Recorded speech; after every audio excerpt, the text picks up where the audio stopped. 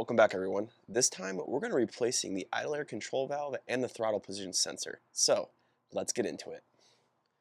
Okay, so on a Jeep TJ you have a throttle position sensor, it's back here, and a idle air control valve back here. Before we can get to them though, we got to remove this intake tube. Now we don't have to take it off all the way, all we have to do is slide it back a little bit so we can see in here better. So we're going to remove the air sensor here.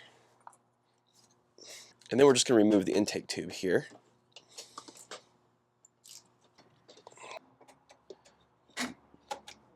Okay, now that that's out of the way, first thing we're going to do is we're going to replace the throttle position sensor. So to do this, you're going to reach your hand back here, you're going to press this little tab in, and you're going to hear it click. Now I recommend being very careful with these connectors. They're probably old and brittle. Just be gentle with them. You don't want to have to go trying to wire in new connectors. That'd be terrible. Okay, on to the next step for replacing this guy. So for the throttle position sensor, this should be a T20. I don't have a T20, so I'm going to use a 1/4" socket, and I do have a T20 bit for like a hand driver, so we're just going to do it this way. It should work. The only thing is this has a tendency to fall out, so.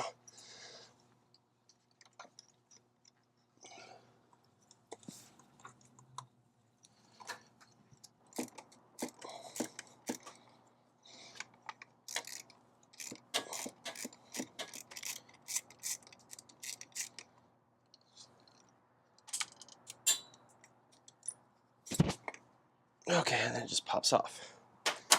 So here's our new part in our bag. This is the part number that you need. I highly suggest going the Mopar factory part, only because with these types of sensors, I've done on other vehicles where you get aftermarket sensors and they kind of work. You end up chasing bugs and it was a sensor all along. So just go with the factory parts. They work, they're not that expensive. It also comes with new bolts. So let's open this and get it in.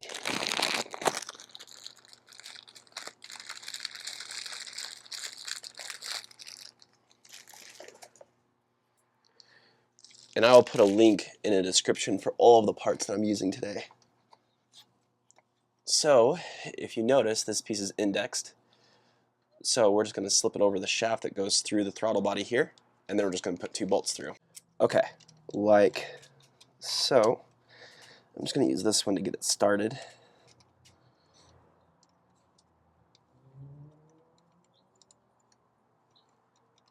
All right.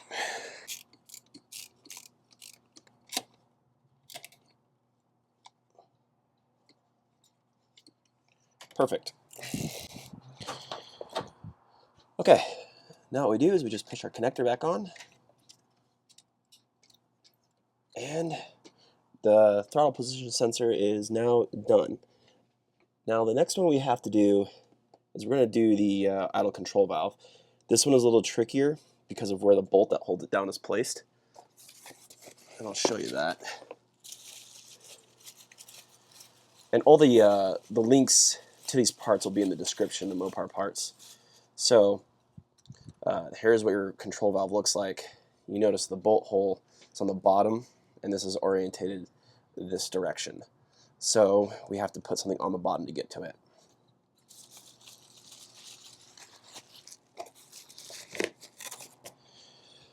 Okay, so to disconnect this piece, you're going to have to slide the safety lock back.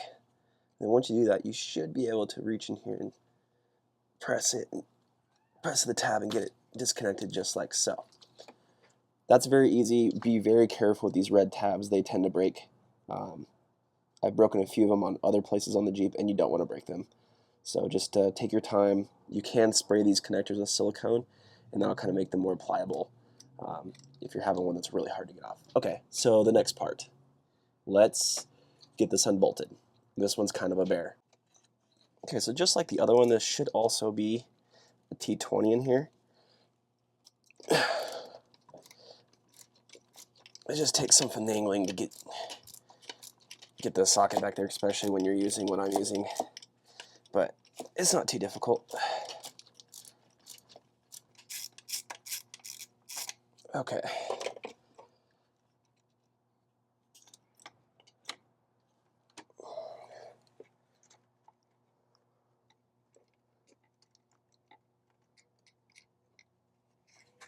And there we are. Okay, now this piece, because it has 2 O-rings, might be a little tough to pull out. And sometimes a pry tool or a little screwdriver helps. You just want to gently twist. You don't want to go crazy on this thing. There you go, it pops out. So there's your idle air control valve. You can see that's not too dirty. Again, I cleaned it not too long ago, so it's not bad. We're replacing it anyway though. One thing to note, if you do clean your idle air control valve, you want to take the throttle body off and you want to clean in here too. There's ports in here that can get clogged, and you want to make sure those ports are nice and clean. When you do that though, I recommend taking the throttle body off to do it. You just don't want to spray any crap into your engine. So let's go ahead and get the new one.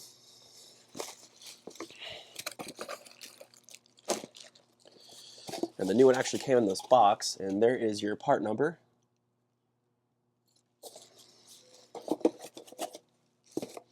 And again, all the links to these will be in the description below. So we're just going to take this guy and give it a good push. And if you're having a hard time getting this in, don't worry about it. What you can do is you can actually put the screw in here. The screw is long enough, and you can use the screw to help you get this thing in there. With these 2 seals, it is pretty hard to push in.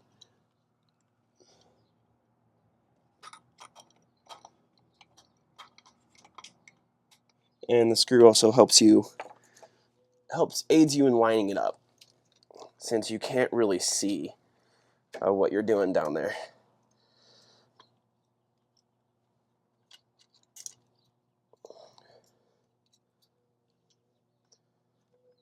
Okay, so you have now replaced your idle air control valve and your throttle position sensor. Now what we do is you just have to put it all back together. Make sure those bolts are tight. You don't want them too tight though, especially on the throttle position sensor. It is plastic. It does have rubber or brass spacers in there to protect it, but you don't want to tighten it out too tight. So snug enough so that they are sealing, but not so tight that you're going to crack them. You know. And then also make sure you plug everything back in. You would definitely notice if you left these unplugged. Oh, okay, put our lock back on. Alrighty. Now we're just going to put our intake back on. Alright, intake's back on.